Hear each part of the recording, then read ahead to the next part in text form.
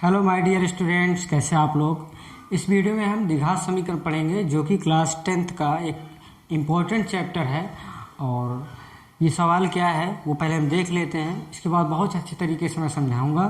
आप अगर पढ़ेंगे तो निश्चित रूप से समझ में आएगा। देखिए, 3 क्रमागत धनात्मक पूर्णांक। 3 क्रमागत का मतलब होता है क्रम से आएंगे, जैसे 2, 3, 4, 5, 6। ये क्या है? क्रमागत है। तो कितनी संख्या है? 3 है। जैसे 2, 3, 4 मान लीजिए ये 3 क्रमागत धनात्मक पूर्णांक है, निगेटिव नहीं है, धनात्मक है। ये ध्यान रखना है। इस प्रकार है कि पहली संख्या का वर्ग, पहली संख्या को अगर वर्ग करते हैं तथा शेष दो के गुणनफल का योग, और जो दो संख्याएं बचती हैं उनको हम क्या करते थे? गुणा कर देते हैं।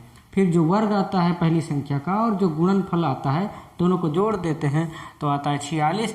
तो हमें वो पूर्णांक पता करना है कि वो संख्याएं कौन कौन सी हैं, जिनको कि वो नंबर कौन से हैं जिनको कि ऐसा करने पर आंसर आ जाता है। ठीक है, तो चलिए देखते हैं सवाल। तो माना सवाल जब लगाते हैं तो चूंकि पता है नहीं कि कौन कौन सी वो नंबर्स हैं, तो माना पहली क्रमागत संख्या x है। ठीक है, पहली जो ऐसा कर सकते हैं या आप कह सकते हैं पहली क्रमागत धनात्मक पूर्णांक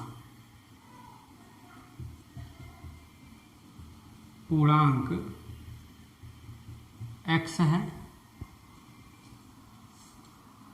ठीक है, फिर दूसरी क्या होगी?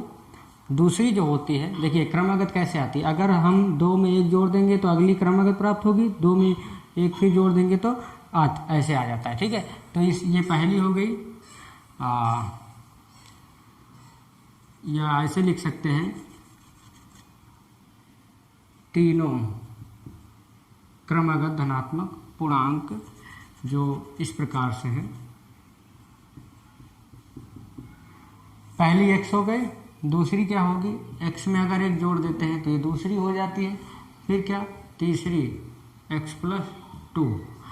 ठीक है, तो ये मान लीजिए 2 है, 2 में 1 जोड़ेंगे तो 3 आएगा। फिर 2 में ही 2 जोड़ देते तो 4 आता है, तो 2, 3, 4। इस प्रकार से ये क्रमागत धनात्मक पूर्णांक हमें प्राप्त हो जाती हैं। हम जानते हैं कि अगर किसी भी संख्या में 1 जोड़ दिया जाएगा तो उसके आगे वाली क्रमागत संख्या प्राप्त हो जाती है। तो इसलिए मैंने पहले क्या किया? पहले x माना, फिर दूसरे x में 1 जोड़ दिया तो उसकी अगली प्राप्त हो गई। फिर x में 2 जोड़ा तो उसकी अगली प्राप्त हो गई। अगर x में 3 जोड़ देंगे तो उसकी अगली क्रमागत संख्या प्राप्त होगी। इस तरीके से हम क्रमागत संख्या निकाल लेते हैं। ठीक है, इतना हो गया। अब आते हैं प्रश्नानुसार। क्या कह रहा है प्रश्नानुसार? देखिए, 3 क्रमागत धनात्मक पूर्णांक इस प्रकार है कि पहली संख्या का वर्ग, पहली संख्या x है तो इसका क्या करेंगे? वर्ग, तथा शेष 2 के गुणनफलों का योग, मतलब शेष जो बचती हैं, जैसे x + 1 है और x + 2 है, इन दोनों को गुणनफल गुणा करेंगे तो गुणनफल आएगा, उनको जोड़ देंगे तो कितना आ जाता है? 46 हमें प्राप्त हो जाता है। ठीक है, तो पहली संख्या का वर्ग ये हो गया। इसमें किसको जोड़ेंगे?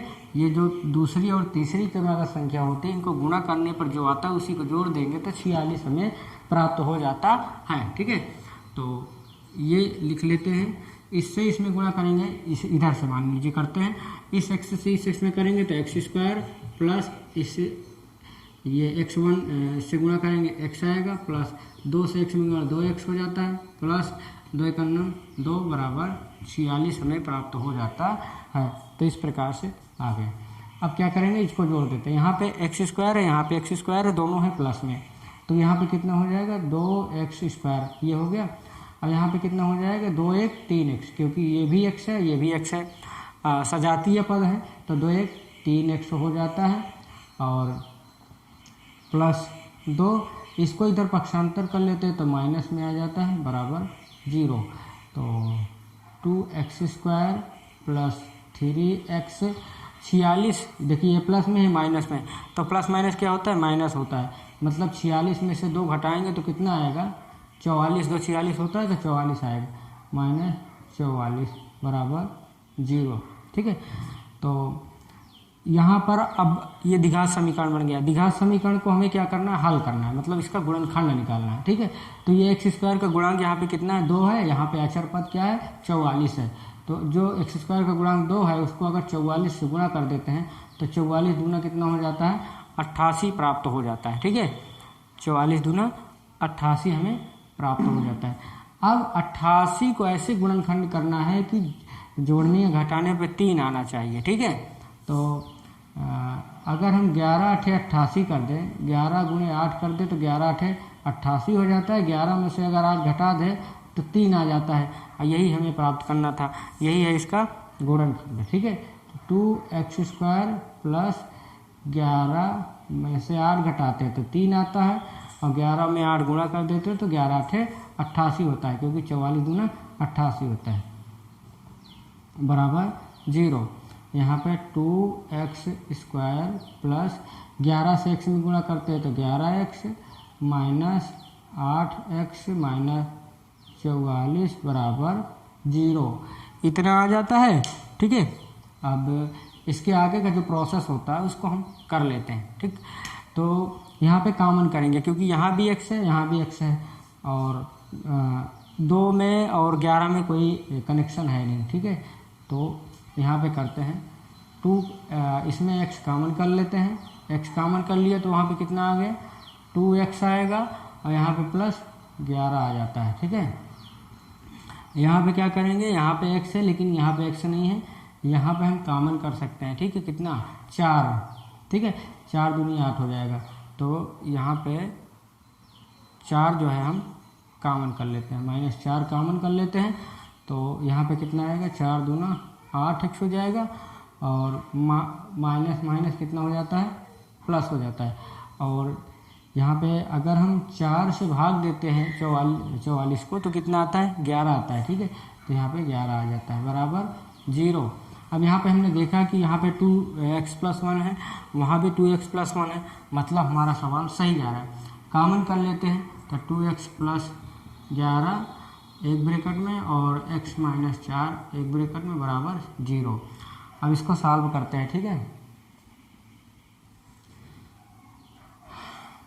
कैसे इसको सॉल्व करते हैं, 2x + 11 बराबर 0, और 2x इसको इधर पक्षांतर करते -11 आ जाता है, इसको इधर पक्षांतर करेंगे -11/2, तो ये हो गया। इसको सॉल्व करते हैं ये हो गया x बराबर 4। तो चूंकि ये ऋणात्मक है और यहाँ पे सवाल क्या कह रहा है, धनात्मक पूर्णांक होना चाहिए, मतलब x बराबर -11/2, ये वो पूर्णांक नहीं है। पूर्णांक हमारा क्या है, x बराबर 4, क्योंकि 4 क्या है, धनात्मक है, धनात्मक पूर्णांक है। तो इस प्रकार से पहली क्रमागत संख्या हमारी क्या हो गई, पहली क्रमागत पूर्णांक क्रमागत धनात्मक पूर्णांक हमारा हो गया 4। दूसरा क्या होगा, x + 1 है, तो दूसरा 4 में 1 जोड़ेंगे तो 5 आ जाता है। तीसरा क्या होगा, x + 2 है, मतलब 4 में अगर 2 जोड़ेंगे तो 6 आता है। तो ये हमारा 4 5 6 4 5 6 ये जो है तीनों क्रमागत धनात्मक पूर्णांक हैं, इन्हें ही हमें पता करना था। तो इस प्रकार से आपका ये सवाल जो है वो लग जाता है।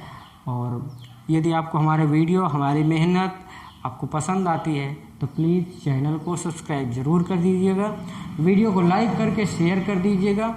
मिलेंगे अगले वीडियो में, तब तक के लिए जय हिंद।